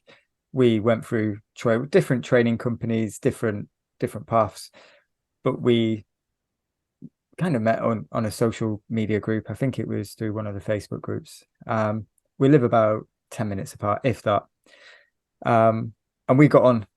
We was just watching each other's lessons, and since then we've got on. So when we do have, you have a bad day, you have something bad on the road, he'll be ringing me, or I'll be ringing him, and be like, this happened today. And we have that almost a network. There's only 2 of us though. But I can see how very quickly it can become isolating. So yeah, talking to people, the WhatsApp group, I'm not really in any WhatsApp groups. Maybe it's because I'm the one that's not liked, so I just don't get an invite. I'll have to start my own, and it'll just be me. There's a list. I won't tell you whether you're on it or not, but it's I will be soon. That's how my business partner and I started. Ian Brett, we met on a course. And we both had kids the same age, like really, really young. It was my son's first birthday, and that was the thing. He thought it was weird. I said, you should come around with your daughter, and he thought that was odd because we just met. But I was like, but we're both driving instructors, so that's almost an unspoken thing. It makes sense. He didn't see it that way. Never got rid of me since. And since then, I've married him. He will rapidly tell you he didn't marry me back. But I stood at the front of the room, and I conducted the whole ceremony with his wife, who was originally a driving instructor and then saw the light, with his wife's sister. The 2 of us did the ceremony and everything else. And it was we were holding up traffic signs as part of the talking about their journey and things. It was all very driving instructor, and that started with a conversation going, we have something in common, the kids and the work, and we've been stuck with each other ever since, and we're total opposites. But the number of times it's just been, I need to rant. Don't solve my problem, just listen to it. I've got better at that. I'm a solutions person. Every job I do is about solutions. And I like solving problems. I've learned that sometimes you just have to listen to problems. So I will ask now, right? Do you want a solution, or do you want me to just listen?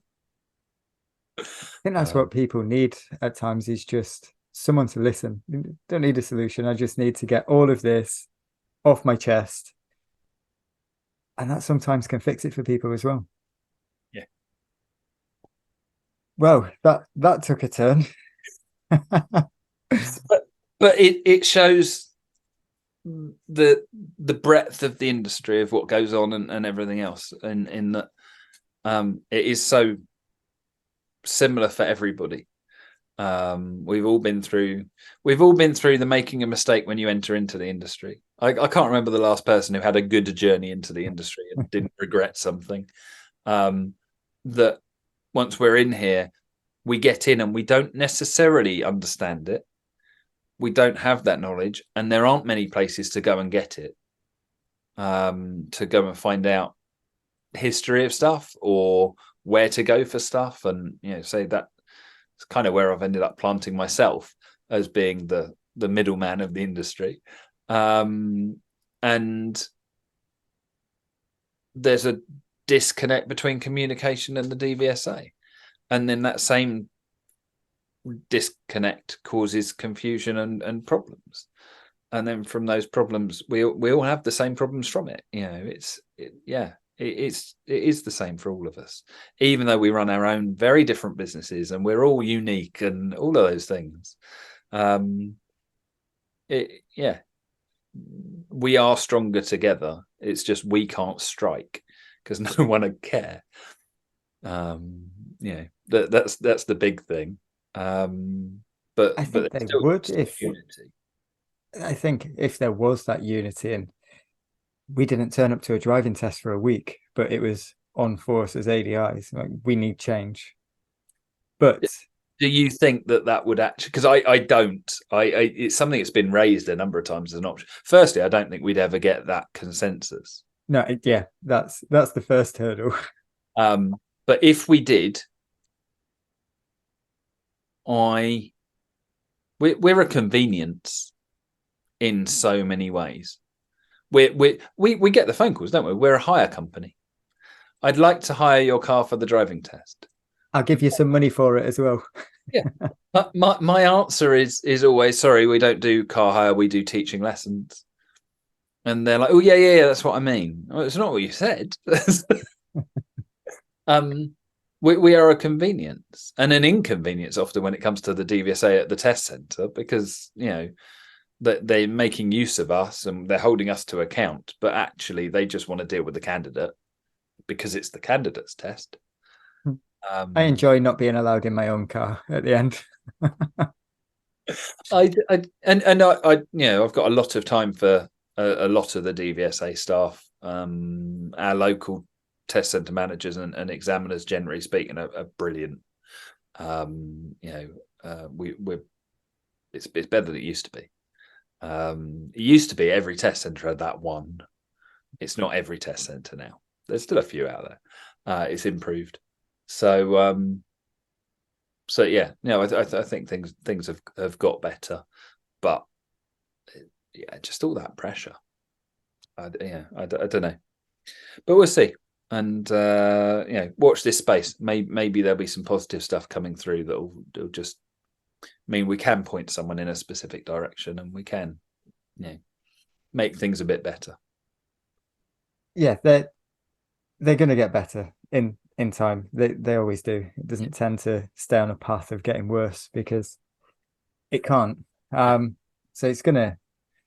we've just got to find ways to work with the current situation. I'm trying to change a few things. I'm potentially going to look at taking on students that have got a practical test booked, and if they haven't, I'm probably going to be telling them, well, look, get your theory, get a practical test booked for in 6 months' time, and I'll get you in my diary at the next available spot. I need to come up with a solid plan for how I'm going to manage it. But here in Swindon, it's January. We're in what now? July. So I'm no good at maths and little shy on fingers. So I think about 6 months. And 6.5. yeah, yeah, there we go. We can do some maths.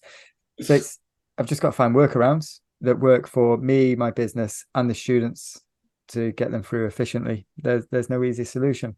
But back to the theory test then before, well, I can keep going, but I think we need to go for a lighter note before we look to wrap it up. The theory test, final bits of advice that you'd give to instructors that are looking to start improving the support that they're giving to their students for the theory test. You got anything? Not everyone learns the same. Don't let them do it remotely. Be involved in it.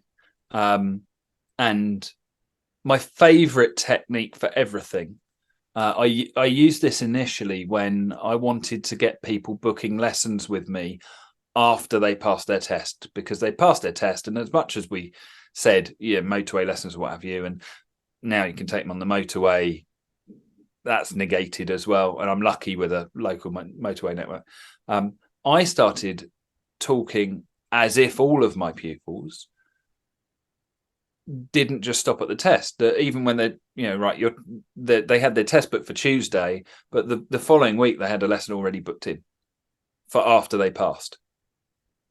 And I started talking as if this was normal, not as if it was occasional. This is what my pupils do. And that's what happened. It became the truth. So when your pupil starts with you, you do 5 theory questions, or one theory, the theory question of the week. And you do that with every pupil every time. So get a theory question of the week, have it stuck in the car, and they've got to answer it before you drive off. And if they don't know the answer, they could go away and look it up, or you can discuss it. You could have it as a theme. Find the good ones, the ones that are relevant to what you're doing.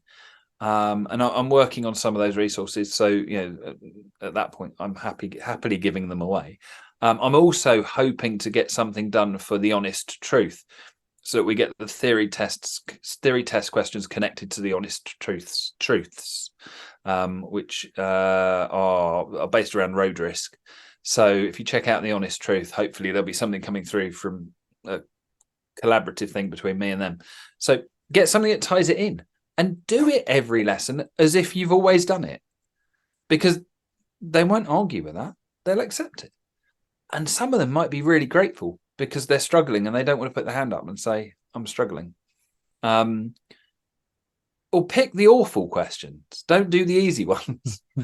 Pick the rubbish ones and go, what do you think of this? And we can chat about it. And what they actually mean is this. And they get a better understanding of that. And, I know we've plugged me a few times today, but there's other people out there that are doing it.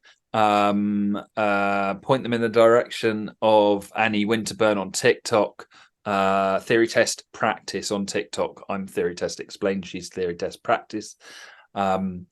She does lives. She's on there all the time. I don't think the woman sleeps. But Annie's awesome, and she really loves the theory. She gets it. She's got a course. So it might be that people don't necessarily want that one-to-one stuff. They want a course of things, and they can sit and do it with the videos. And if you don't want to sit there and do it with them, that's a nice way to go. There's good stuff there, but just ask something. It's like the subjects that we cover in the car. Include them. Make sure you're getting it right, because so often people get it wrong. And stopping distances aren't on the theory test anymore. It's a revolution to some people, but they've been gone for ages. 2 seconds, 4 seconds, 10 times are the 3 numbers involving stopping. So dry weather, wet weather, and icy, just to be really clear. So yeah, we're not worrying about that maths, because a lot of people struggled with that. So make sure you're up to date. If you didn't know that, there's probably other stuff. yeah, check it out. So always happy to kind of point people in the right direction on it. So yeah. Great. Have you got anything else to share? I know you've got a lot of things going on, but any other areas that you'd like to plug that you want to talk about? I can link whatever you want in the description so people can find you easy enough anyway. Any other services? If I'll go through a lot for you, just for people's interest as much as anything else. If you want a video, if you got a nice logo for your company and you want it made into a video logo that's animated and looks awesome on social media, I do those. That was a TikTok side, not a TikTok. I think about TikTok too much. It was a COVID side project. They look really good on TikTok. That's what I was thinking. So I do those for TikTok, for Instagram, and for Facebook and things like that. So if you want intros and outros, give me a shout. That's how I started. Kids books, search me on Amazon for Is There a Monster? If you've got kids aged 3 to 7-ish, especially if they're having problems sleeping, solutions book there. Business coaching for driving instructors and anyone else on any other business, but specializing in driving instructors because I know it. I've been there, done it. That's also available. I've just started doing a standards check 2-hour course. That's the simplified version of the standards check called Grade A. But for all of it, chrisbenstead.co.uk. It's not the best website in the world. I'm working on it, but you can get me through there, or the ditc.co.uk. They're the two places to find me. But yeah, I like doing lots of stuff, but all of them are about solving problems. Yeah, I enjoy that. I like feeling like I've achieved something. But I don't like escape rooms. I don't know. I've never done one. I've done 2. One proper one, and yeah, everyone kind of thinks that'd be a great thing for me to. I don't know. It's a pointless solve. Yeah, I think that's it, isn't it? If I've gone in to get locked in there to get out again, why? I'd rather work with the DVSA, the impossible puzzle. But maybe you should do, and you can solve the problems, because there is a point to that. I can't get through the qualification process, the application process. I don't fit the civil service. It doesn't work. I've applied for a couple of jobs with them, and no, not at all. So you're stuck with me. So yeah, let's see what we can do. Let's change the world. It'd be good. Let's do it. Chris, it's been great. Thank you very much for taking the time tonight. I've enjoyed it. It's been really useful, beneficial. Thank you very much. Pleasure. Thank you.